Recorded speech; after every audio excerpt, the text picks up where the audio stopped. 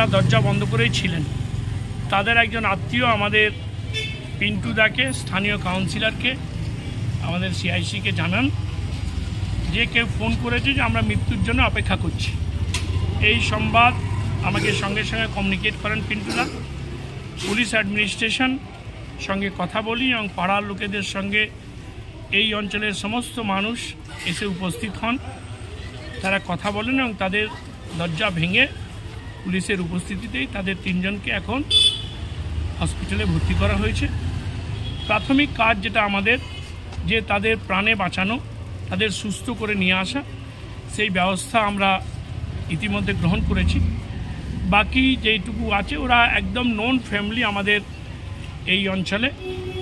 বাকি যা ঘটনা আছে বা এর পেছনে কি কারণ আছে সেগুলো আরও পরবর্তীকালে হয়তো জানা যাবে, কিন্তু আপাতত আমাদের কাছে যে ম্যাটার যে তাদেরকে সুস্থ করে বাড়ি ফিরিয়ে নিয়ে আসে। তো বাবা তো কিছু আগে মারা গেছে, আর আমাদের যে ধারণা তাতে ও একটু খুব শখ পেয়ে গেছে।